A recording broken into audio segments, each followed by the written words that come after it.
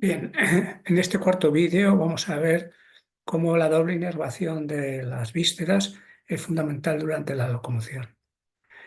Entonces es conocido y sabido que el sistema nervioso vegetativo tiene dos partes, una que es la parte craneocaudal o del sistema nervioso parasimpático y la otra que es la toracolumbar, que es del sistema nervioso vegetativo simpático.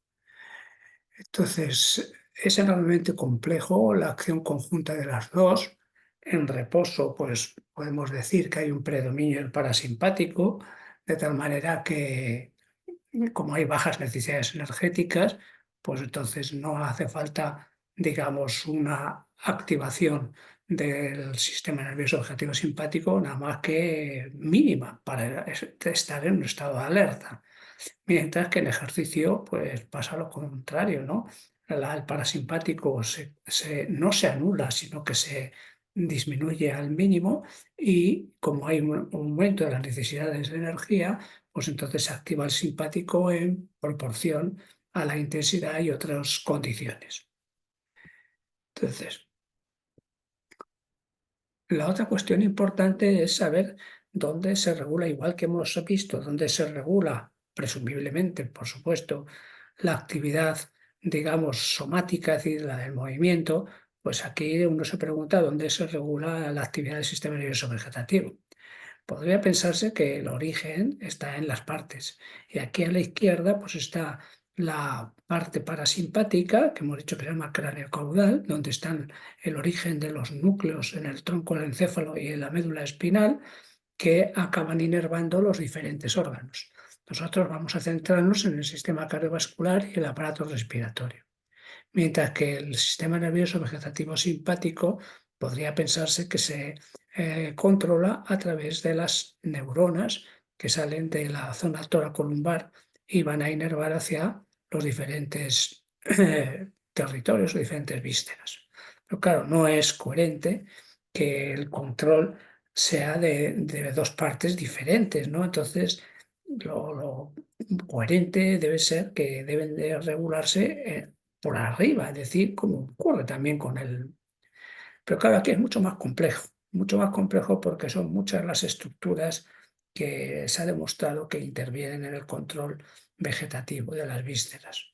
Entonces yo ahí lo resumo, pues que en efecto están jerarquizadas, pero que todas intervienen, el encéfalo, el diencéfalo y el tronco cerebral. A ese conjunto, digamos, de estructuras jerarquizadas se le conoce con el nombre de sistema visceromotor central, que probablemente no sea nada más que pues, una, digamos, entelequia, porque realmente pues, se desconoce.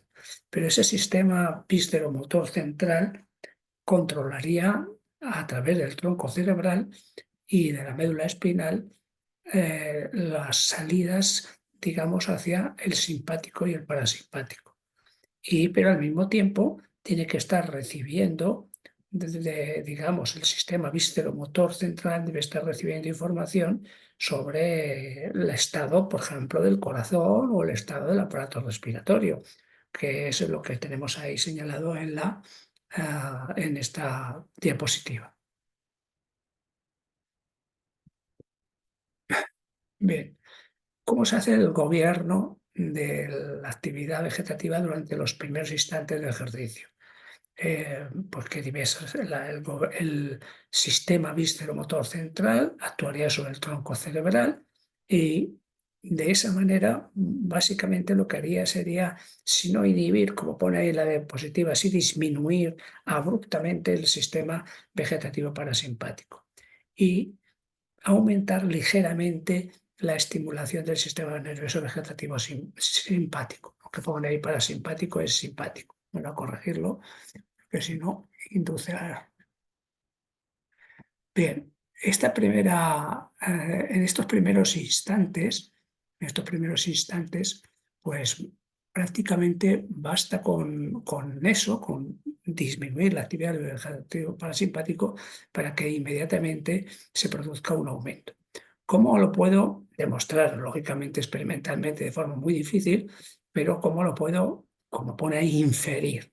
Lo puedo inferir a través, por ejemplo, de la respuesta de la frecuencia cardíaca durante el ejercicio. ¿Por qué el corazón?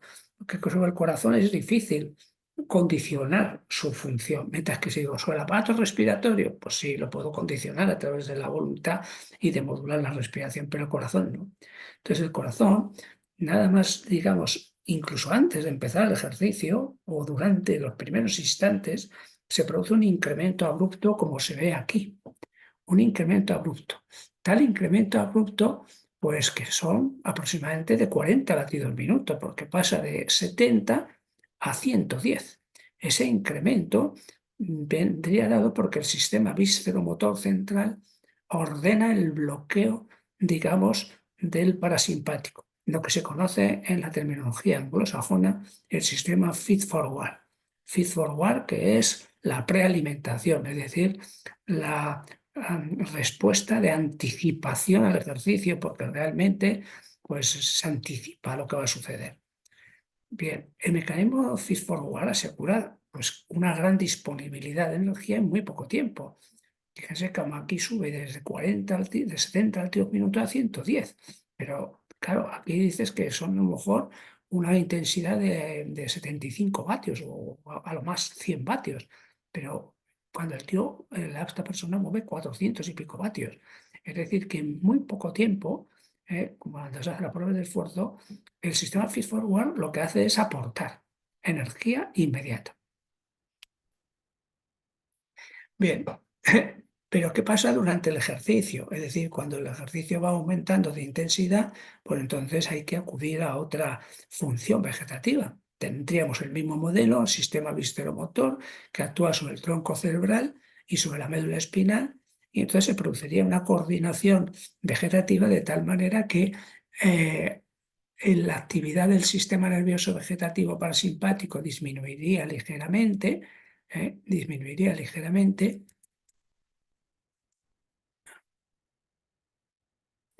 mientras que la actividad del sistema nervioso vegetativo parasimpático pues aumentaría considerablemente. ¿De qué manera? Pues normalmente en proporción a la intensidad del ejercicio físico. A mayor intensidad, mayor actividad vegetativa del sistema nervioso vegetativo simpático y como consecuencia mayor, por ejemplo, actividad del corazón. Pues volvemos a lo mismo. ¿Cómo lo puedo yo eso de alguna manera inferir, que no demostrar? Porque aquí lo que hago es ver el resultado posible de lo que ha ocurrido, pero no estoy viendo que en efecto la actividad vegetativa aumente. Entonces, en esta segunda parte, digamos, de la relación entre intensidad y frecuencia cardíaca, vemos cómo va aumentando de forma progresiva la frecuencia cardíaca.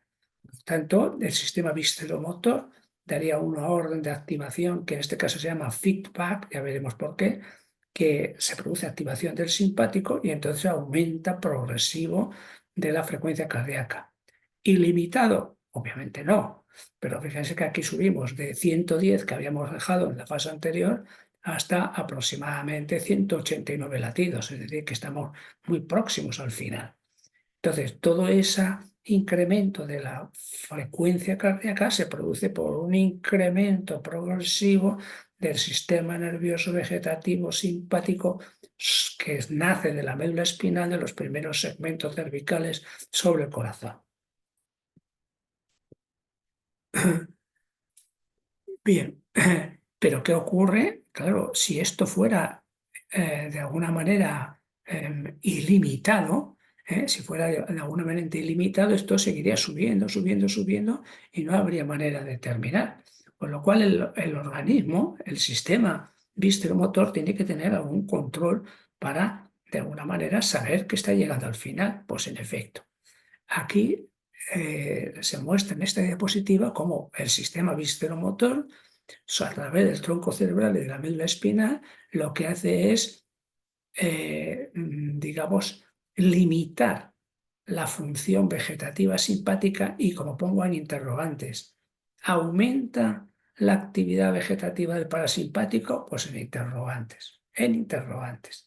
Pero el hecho, ¿cuál es? El hecho es que yo puedo inferir que en efecto, si se fijan en esta otra parte de la respuesta entre intensidad y frecuencia cardíaca, como aunque va aumentando ligeramente, podríamos decir que tiende a aplanarse.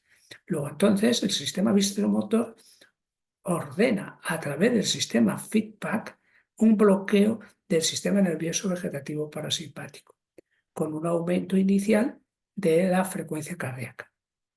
Bien, entonces, claro, esto está mal del todo porque esto no es bloqueo, esto es bloqueo del sistema nervioso vegetativo simpático, simpático. ¿Eh? O si no, bloqueo de disminución.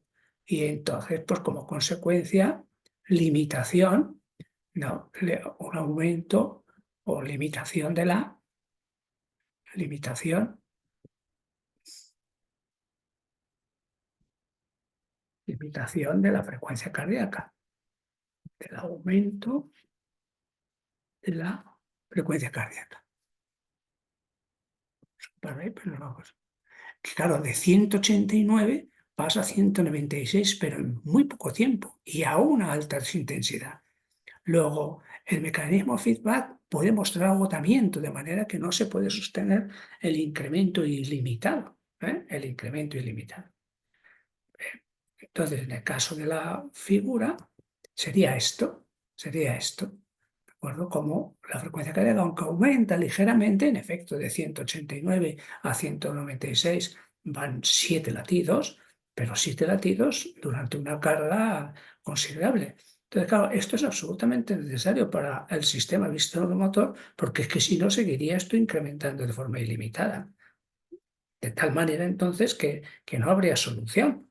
Entonces el sistema nervioso tiene que tener una limitación para considerar eso. Bien, bueno, entonces esto es lo que ocurre. ¿Qué pasa durante la recuperación? Durante la recuperación, inmediatamente que el sujeto termina, aunque haga recuperación activa, inmediatamente, ¿qué es lo que hace este sistema visceromotor central? Pues activar el parasimpático y disminuir la estimulación del simpático. Está también interrogante, porque eso no es fácil de demostrar. Claro, una parte del vegetativo que está en una actividad muy alta, disminuirla de repente, pues es difícil, pero bueno, cabe esa posibilidad. ¿El resultado cuál es? Pues lo mismo. Aquí tenemos una respuesta que ya hemos visto en alguna otra ocasión, en la relación entre tiempo y frecuencia cardíaca. Vemos que al principio hay un descenso abrupto de la frecuencia cardíaca con digamos, una fuente con abrupto descenso de la frecuencia cardíaca que se repite 2 veces. En menos de 3 minutos, en menos de un aumento abrupto del descenso de la frecuencia cardíaca. Bien, pues sería de la actividad del vegetativo. Bien, entonces de 190 a 125 latidos minuto, de 190 con la que termina a 125 latidos minuto en menos de 3 minutos. Y luego hay un descenso lento que ya es más difícil de atribuir a la actividad vegetativa. Bien, en resumen entonces, ¿qué es lo que vemos? Que ese conjunto de estructuras complejas que constituyen, que no me la he inventado yo, sino que se está postulando como sistema visceromotor central, pues no actúa como un programa, sino que opera en reacciones tan, como dicen, de lucha o huida. Entonces, en esa reacción de lucha o huida, o huida, que son ancestrales de cualquier ser vivo, pues hay una doble acción sobre los dos componentes del sistema nervioso vegetativo, simpático y parasimpático.